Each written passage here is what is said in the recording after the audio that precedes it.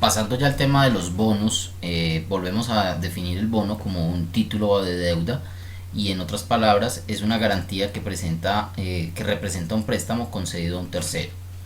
Esa definición debemos entender que aunque los bonos rara vez generan in- un interés tan interesante, pero valga la redundancia, como las acciones, es el mercado más grande de los dos, entre las acciones y los bonos es el mercado más grande en términos del valor de la inversión que se hace en ellos mundialmente. Los bonos se dividen en partes casi iguales entre lo que manejan los bonos de los estados soberanos y lo que son los bonos corporativos, que podríamos decir que son como los bonos que emiten empresas privadas, ¿sí? Las principales características de los bonos son las siguientes: los tipos de interés, el reembolso de los bonos, los riesgos, las operaciones, el rendimiento, son las principales características de los bonos. Pero previo a poder definir esto, es importante que demos una claridad mayor acerca de qué es un bono. Entonces, el bono es un título de renta fija, hay que entender eso, diferenciándolo de las acciones que son de renta variable. Los bonos son un título de renta fija y que se convierte en un instrumento negociable emitido normalmente por un prestatario, o sea, ese prestatario puede ser el Estado, puede ser una corporación, una empresa particular, y se emite a un plazo fijo. Durante ese plazo se le paga normalmente al titular periódicamente un valor, un interés fijo, que ese valor que se le paga en periodos iguales se denomina, esos intereses que se le pagan en periodos iguales se denominan cupones. Y al final del ejercicio, al final del periodo, ese valor nominal, o sea, lo que cuesta el bono, se le retorna al inversor. Entendiendo eso, hay que comprender que existen unos conceptos clave cuando se habla de los bonos. Primero, que es un instrumento negociable y entonces en él la titularidad del valor puede pasar libremente de un inversor a otro. Esto hace que los bonos sean negociables precisamente. Que existe un prestatario, es decir, que los bonos pueden ser emitidos por una amplia gama de prestatarios y una variedad de formas diferentes pueden llegar a suceder para estos prestatarios, y esos prestatarios pueden ser organizaciones privadas previamente autorizadas en nuestro caso por una superintendencia, y pueden ser entidades estatales, pero también pueden ser entidades supranacionales como el Fondo Monetario Internacional. Hay que entender que el bono tiene entonces una tasa de interés fijo y que esa tasa de interés fijo que se paga periódicamente se denomina cupón, que en el bono se debe tener claro qué es el valor nominal, que también es conocido como el valor a la par, y que ese valor nominal es digamos que la parte práctica para poder calcular los rendimientos que el bono pueda ofrecer. Que existe un titular, que es el propietario del bono, que hay una amortización y que esa fecha de amortización de ese capital tiene una fecha fija en el futuro, y que existe un principal y que el principal es el dinero que se entregó inicialmente para ese bono. Entendido eso, podemos entonces pasar a comprender cuáles son las características del bono. Arranquemos con el tipo de interés. El tipo de interés, la mayoría de los bonos tienen un tipo de interés fijo y se mantiene durante su vida hasta el vencimiento o el reembolso. El cupón o tipo de interés a pagar se expresa como un porcentaje del valor principal, que lo definíamos ahorita, cuando se compra el bono. Cuando hablamos de los reembolsos de los bonos, estamos hablando de que la mayoría de los bonos son emitidos a una fecha fija y que el importe con que se compró es reembolsado en esa fecha fija.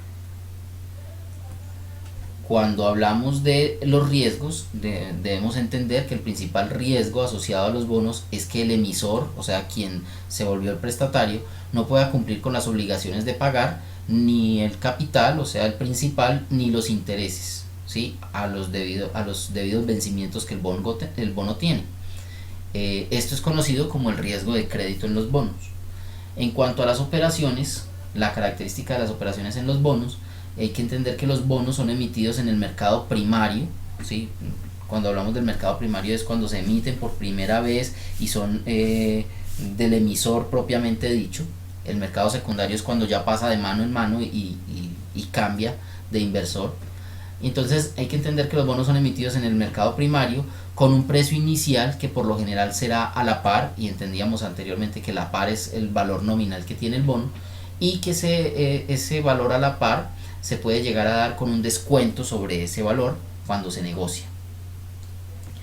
Y la última característica que estamos relacionando, que es el rendimiento, los bonos abonan lo que se denomina un cupón, que serían los intereses periódicos que entrega. Si bien la rentabilidad que pueda obtener el inversor variará de acuerdo a cómo haya comprado el bono, normalmente el valor frente al valor a la par o el valor nominal siempre es el mismo, ¿no? La rentabilidad varía es por el precio que yo haya pagado por el bono en su comercialización. Para hablar de la rentabilidad de los bonos es importante que definamos qué es el rendimiento corriente, en la rentabilidad del capital, la rentabilidad del vencimiento, la volatilidad y las curvas de interés. Entonces, entremos en materia diciendo que el resultado de los bonos, como las acciones, se compone específicamente de dos elementos: el retorno de los ingresos y lo que se genera debido a los movimientos de los precios durante el periodo de la tenencia del título valor. En palabras más sencillas, está dado por los ingresos que el bono genera, que en este caso los hemos denominado cupones, y por la variación del precio cuando cambia de inversor o cuando cambia de dueño. El rendimiento corriente podríamos decir que es el método más simple para establecer la rentabilidad de un bono, y es calcular el rendimiento corriente, es decir el rendimiento neto de ese bono. Esto expresa el cupón como un porcentaje del precio del mercado del bono, y básicamente se hace de la siguiente forma. El rendimiento corriente del bono entonces establecería el valor del cupón, o sea el de los intereses periódicos que se estarían pagando, sobre el precio del bono, el bono que se haya pagado, multiplicado por 100.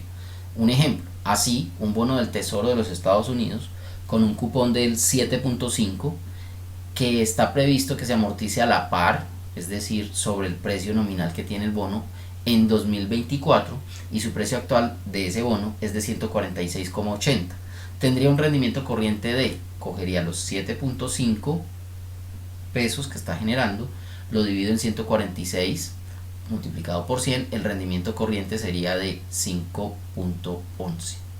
De esa manera mediría el rendimiento corriente. Ya si hablamos de la rentabilidad del capital, la rentabilidad del capital se refiere simplemente a la ganancia o a la pérdida que un inversor tendría si un valor es mantenido hasta su amortización, o sea, hasta la entrega del capital inicial del bono, y esto se ha de tener en cuenta para determinar el rendimiento que está obteniendo realmente el inversor. Para hablar de la rentabilidad al vencimiento, pues básicamente aplicaríamos la siguiente fórmula. Tendríamos el valor a la par, o sea, el rendimiento corriente, perdón, tendríamos el valor más el valor a la par, o sea, el valor inicial del bono, menos el precio que esté ofreciendo el mercado por ese bono, dividido en el número de años hasta el momento de la amortización, o sea, lo que falte por amortizar, y toda esa formulación dividido en el precio de mercado multiplicado por 100. De esa manera lograríamos el rendimiento al vencimiento. Cuando hablamos de la volatilidad y el riesgo de los bonos, pues básicamente estamos hablando de que los bonos dependen de los cambios en el tipo de interés que puedan suceder en la economía, y esto provoca un efecto inmediato en los precios de los bonos. Básicamente, cuando los tipos de interés suben, los precios de los bonos en circulación caen, o sea, es inversamente proporcional. Si la tasa de interés sube, el precio del bono baja, y cuando las tasas de interés bajan, los precios de los bonos suben. Para relacionar el tema de las curvas de los tipos de interés, pues básicamente se puede decir que esto está relacionado con lograr establecer la relación que hay entre el rendimiento del bono y el rendimiento el vencimiento que tenga ese bono en el tiempo. Para dar continuación a lo que estamos hablando, debemos también entender las clases de los bonos. Los bonos pueden ser corporativos o los bonos pueden ser bonos del Estado. Cuando hablamos de bonos del Estado, pues son los que emiten las naciones, y cuando hablamos de los bonos corporativos, son los bonos que pueden emitir empresas de carácter privado, lógicamente avalados por una entidad gubernamental que los vigile, o empresas de carácter supranacional, como lo mencionábamos anteriormente, el caso del Fondo Monetario Internacional, del Banco Mundial. Hablemos ahora de la calificación de los bonos. Cuando un bono se emite por primera vez, el emisor, o sea, quien se convierte en el prestatario, proporcionará detalles de su solidez financiera, de su solvencia, en un documento conocido como el documento de oferta. Y eso es un folleto de declaración oficial. Entrarán entonces ahí a trabajar lo que se denominan las agencias de calificación crediticia, a expedir algo que se denominan los ratings. Y esas, ¿qué es eso? Asignan calificaciones a los bonos emitidos y están constantemente monitoreando su evolución durante la vida que tenga el bono, o sea, el tiempo de amortización. Las tres agencias calificadoras de crédito más importantes que ofrecen estos datos son Standard & Poor's, Moody's y Fitch. Cada una de estas agencias asigna sus ratings basándose en un análisis en profundidad de la condición financiera del emisor, o sea, de quien emite los bonos, y de su gestión, su rentabilidad, las características de su deuda y las fuentes de ingresos específicos que caracterizan al bono. Esta tabla que ustedes observan acá me permite ver cómo cada una de las agencias califica los bonos. La calidad de la inversión la definen como calidad muy alta, calidad superior a la media de lo que se maneja normalmente, y calidad media. Cuando la calidad es muy alta, las tres agencias las denominan AAA, de la manera en que ustedes lo ven acá. Cuando la calidad es alta, muy buena, es AA. Cuando la calidad es superior a lo normal o a la media que se tiene establecida, la calificación es simplemente A. Y cuando la calidad es media, es BAA. Para Standard & Poor's es BBB, y para Fitch es BBB. Cuando la calidad de la inversión es especulativa, es decir, con un alto grado de riesgo de no pago, entonces tienen estas líneas o estos estándares: calidad inferior a la media, calidad deficiente, calidad mala, calidad muy especulativa, o sea, con gran posibilidad de riesgo de no pago, sin pago de intereses o presentada la solicitud de quiebra, y de impago. Entonces aquí vemos cómo se califican: BA, WW, para una calidad deficiente es B, para una calidad mala es CAA, CCC, muy especulativa es CCC, o sin pago sería C, D o C, y el impago, Moody's lo califica en C, el Standard & Poor's lo califica en D y Fitch lo califica en D. Esa es la manera en que cuando encontramos en el mercado los bonos y nos indican su calificación, podremos saber qué calidad tiene.